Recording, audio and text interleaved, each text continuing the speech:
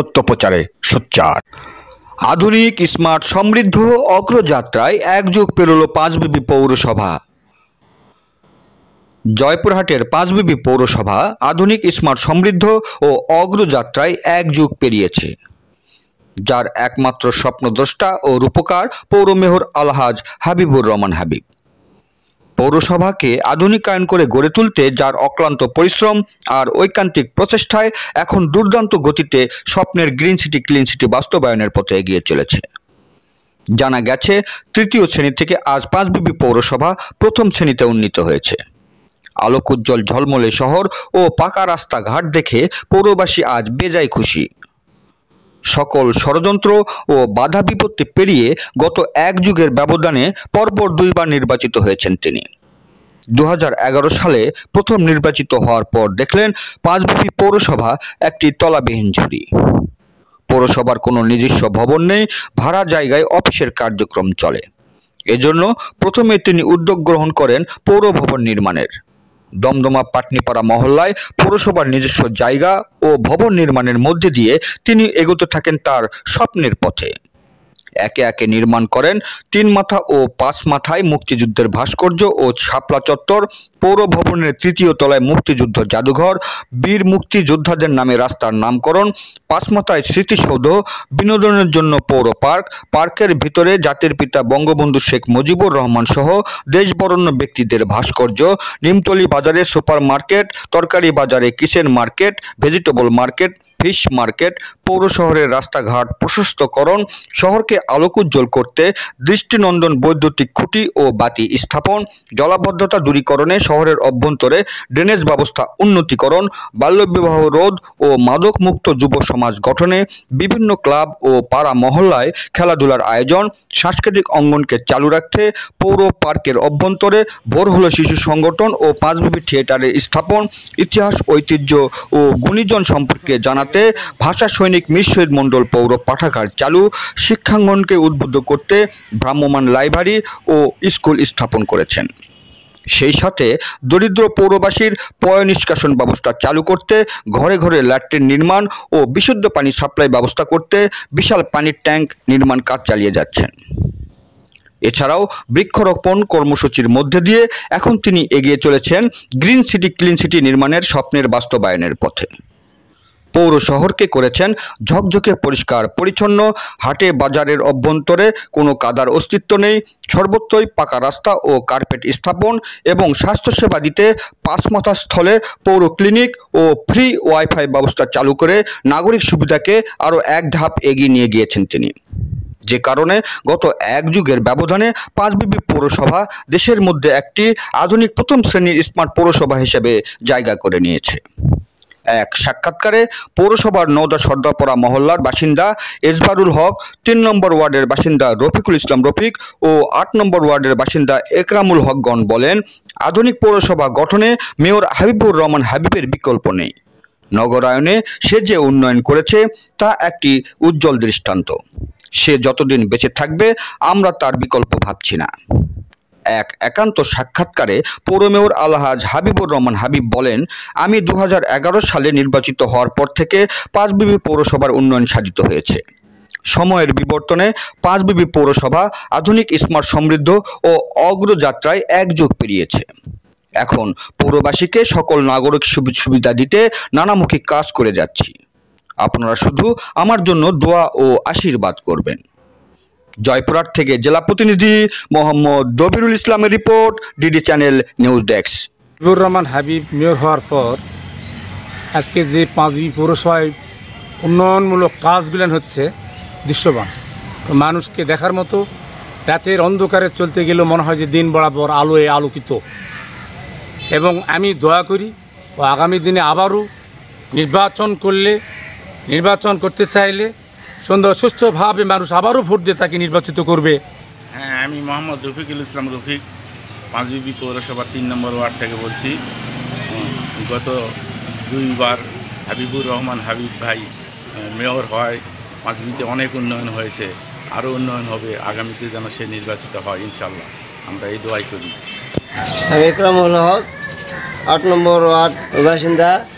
আমাদের মেয়র হাবিবুর রহমান সাহেব নির্বাচিত হওয়ার পর উন্নয়নমূলক অনেক কাজ হয়েছে, আরও হচ্ছে দেখতেছি। আর দোয়া করি আরও যেন উন্নয়ন ভালো হয় পৌরসভা, এটাই আমরা দোয়া করি। সহ যারা যেখানে আছেন সকলকে সালাম, আসসালামু আলাইকুম।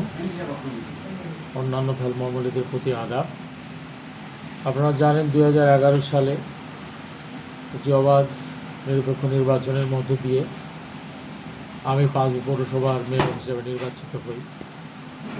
নির্বাচিত হওয়ার পরেই আমি দেখেছি যে আমাদের পৌর ভবন সহ পৌরসভার জলাবদ্ধতার জন্য কোনো ড্রেন, সেরকম কোনো পরিকল্পিত ড্রেন, কোনো মাস্টার প্ল্যান এবং কোনো রাস্তা, এগুলো কিছুই সেরকম ছিল না। মানে পৌরসভা প্রতিষ্ঠার পরে যেটুকু হয়েছে সেটুকু সামান্য, সেটু নাগরিকদের জন্য এবং পৌর শহরে বসবাসকারী নাগরিকদের জন্য যথেষ্ট নয়।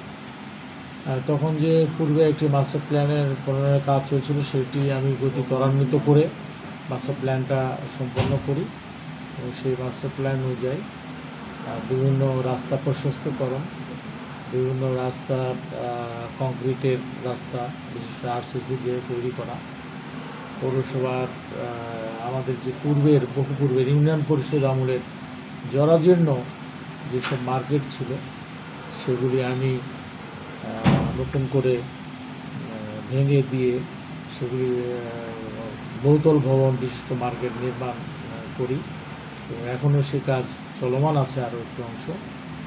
এবং সেছাড়াও পৌরসভার আমাদের শিশুদের বিনোদনের জন্য একটি শিশু উদ্যান তৈরি করি, একটি আন্দামান দ্বীপপুঞ্জে প্রকাশিত বিপ্লবী ডাক্তার আব্দুল কাদের চৌধুরীর নামে এটি করি এবং পৌর ভবন করেছি, পৌর কমিউনিটি সেন্টার সহ।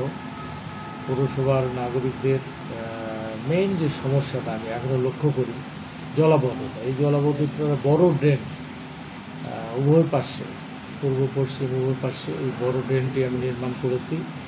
এখন ভিতরের ড্রেনগুলি বড় ড্রেনের সঙ্গে সংযোগ করতে পারলে আমাদের পৌরবাসী নাগরিকদের শতভাগ জলাবদ্ধতা নিরসন হবে। সেগুলোরও কাজ চলমান আছে, আমি কাজ করে যাচ্ছি। এবং এছাড়াও পৌরসভায় আমি একটি লাইব্রেরি করেছি এবং ভ্রাম্যমানের লাইব্রেরির আদলে এটি পরিচালিত হয়। বিভিন্ন স্কুল কলেজে সেটি নিয়ে যায়, সেটি পড়াশোনা করার পর তাদের পাঠচক্র ব্যবস্থা হয়। আমি একটু পৌরসভার নামে একটি শিশুদের জন্য একটি ব্যতিক্রমধর্মী শিক্ষা ব্যবস্থা চালু করানোর জন্য একটি স্কুল করেছি, একজন মুক্তিযুদ্ধ সংগঠকের নামে এটা দিয়েছি।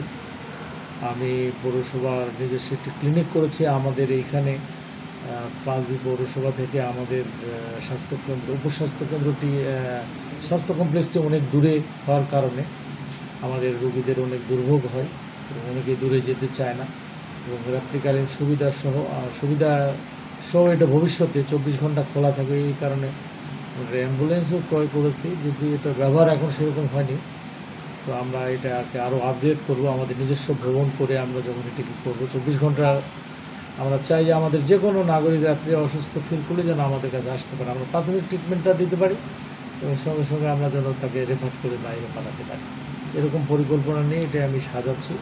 এবং পৌরসভায় বিভিন্ন রকম ক্রিকেট একাডেমি, ফুটবল একাডেমি করে যুব সমাজদেরকে উদ্বুদ্ধ করে মাদক থেকে দূরে রাখবার জন্য বিভিন্ন রকম ক্যাম্পেইন আপনারা দেখেছেন। আমরা ম্যারাথন, মিনি ম্যারাথন, আমরা সাইকেল র্যালি, প্রতি বছর আমরা ফুটবল টুর্নামেন্ট, ক্রিকেট টুর্নামেন্ট সহ বিভিন্ন আয়োজনের মধ্য দিয়ে আমরা সবসময় পৌরসভার যুব সমাজকে বই পড়া কর্মসূচি সহ বিভিন্ন জাতীয় দিবসে তাদেরকে আকৃষ্ট করে রাখবার জন্য চেষ্টা করে যাচ্ছি। এছাড়াও আমাদের এই উন্নয়ন তো যেহেতু চলমান একটি প্রক্রিয়া, সেই প্রক্রিয়া আমাদের চলছে। আমরা মনে করি যে পৌরসভার একটি ডাম্পিং স্টেশন হলে আমাদের ময়লা আবর্জনাগুলো একটি সুস্থ ব্যবস্থাপনা যদি আমরা তৈরি করতে পারি, আমাদের ড্রেনটা হয়ে গেলে আমরা ইতিমধ্যে পানি একটি 30 পৌরসভা পানি প্রকল্প চালু করেছি, যে কোনো সময় পানি এটা আমরা খাওয়াতে পারবো। এটি হয়ে যাওয়ার পরে আমরা পৌরসভার নাগরিকদের একটি জননেত্রী শেখ হাসিনা ঘোষিত একটি উন্নত বাংলাদেশের যে অভিযাত্রায় বাংলাদেশ এগিয়ে যাচ্ছে, সেই বাংলাদেশের সঙ্গে আমরা সম্পৃক্ত হতে পারবো এবং একটি স্মার্ট পৌরসভা ঘোষিত হবে। এবং এই স্মার্ট যে বাংলাদেশ ঘোষিত হতে যাচ্ছে, সেই স্মার্ট বাংলাদেশের সঙ্গে স্মার্ট পৌরসভাও একই সঙ্গে ঘোষিত হবে বলে আমি মনে করি। আমরা সেই অভিযাত্রায় জননেত্রী শেখ হাসিনার নির্দেশিত পথে আমরা এগিয়ে চলছি। আমাদের সকলকে ধন্যবাদ। জয় বাংলা।